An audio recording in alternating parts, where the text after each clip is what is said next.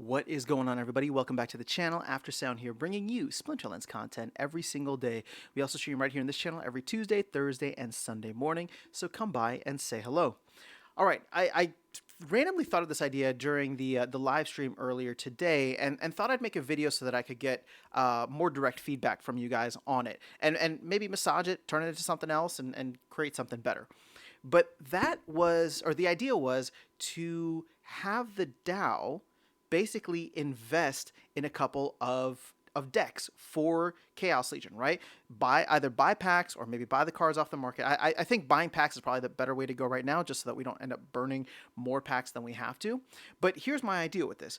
The DAO basically sets up a bunch of silver, maybe some gold, maybe some champion level or diamond plus level decks, and puts them on Nifty Arcade. Now, if you missed it, Nifty Arcade was on one of the recent town halls. They've become a regular on town halls recently. They have a platform that allows you or anybody to go and have a deck delegated to you 100% for free, and you are in a revenue share model, right? And again, that just depends on how the split is set up with the owner of the deck or the loaner of the deck. But either way, a new player could go in. Actually, it doesn't even need to be a new player, but somebody can go in, start earning right away without putting any investment down outside of the $10 spellbook.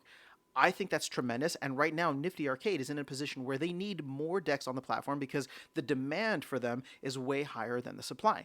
So one of the ways in which I think could be great, or at least, again, I'm putting the idea out there, is to have the DAO invest in these decks. The DAO will own the cards, and they will partner up with Nifty Arcade, who, and this is the important part here, Nifty Arcade has now committed to not allowing bots on their platform, right? So they have ways of ensuring, ways of checking behavior to make sure that bots are not taking advantage of the decks that are there. Because there is such a low supply and high demand, they want to ensure that real people are coming in and having a positive experience, and it's not just empty shelves all the time. So, or empty shelves that are empty because bots are raiding them. So, ultimately, the idea behind this is twofold, right? You create a way in which new players can come in and have decks that are delegated to them by the DAO, and you can set this up with Nifty Arcade by doing it so that they ensure that the account is not botted, and maybe we put these aside for new players only. And the way that you can do that is, like, if the account is less than 30 days, 60 days, X amount of days old, they are eligible to receive one of these decks. And then you give it to them for 2 seasons. That's 1 month. 1 month free delegation from the official, DAO decks.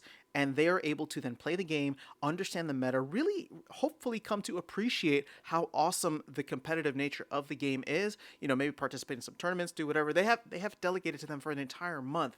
And if they can do that, then they are able to, start thinking about leveling up their deck, investing in some cards, buying, certain things. Maybe they just, level up the Soulbound reward cards for a while, but they use that time to get started and see what the economy is about, to see what the gameplay and the meta is about. And then they can come in and start renting cards if they need to. Only the cards that they know are going to get them to whatever the level they need to. But at least they got a free, low barrier, no barrier entry, and got a hopefully good education on what the game is like.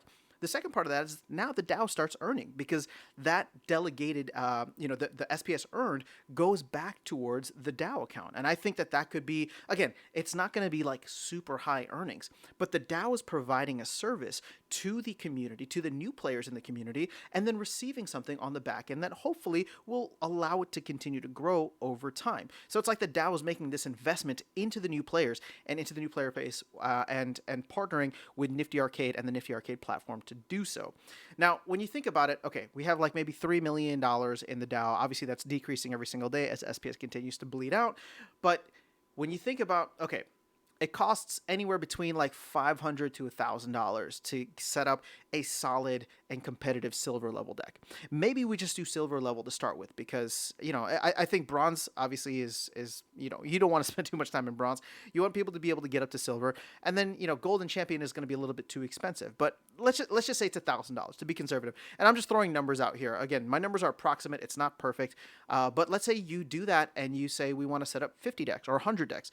Let's $50,000 to $100,000 from the DAO, which isn't an insignificant, it's not a drop in the bucket, but I think it's a worthwhile investment so that you can get 50 to 100 new players coming into the game every month, trying out the game at a competitive level. They don't have to put any money into the ecosystem. They can try the game essentially for free, and while they're trying the game, right? People, you might look at it and say, well, that's not going to be great. We don't want people to play for free, but they're not playing for free because these cards are owned, and the rewards that they earn just by playing go back to the DAO, which is value for anybody that's holding and staking SPS.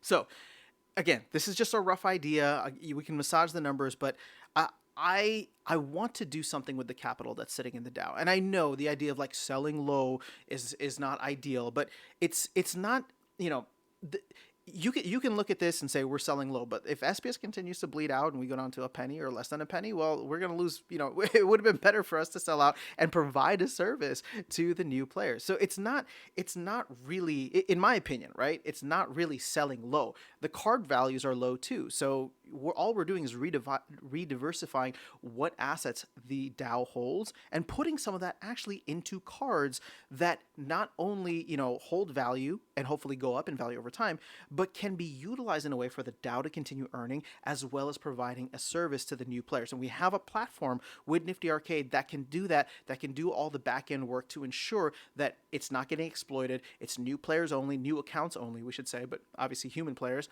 And then ultimately getting some value back out of it into the DAO to continue growing it over time. So, you know, I'm not saying that this is a perfect idea, but I am throwing it out there because I want to know what you guys think about it. For most of the people that watch these videos, you probably already have an account that is, you know, you already have a card. You already have your own deck. You have cards/deck. And so you're chugging away. This wouldn't really impact you. But I don't know about you. I have tried to introduce this game to several close friends of mine who were into the Magic the Gathering, trading card games, crypto games, whatever the case is.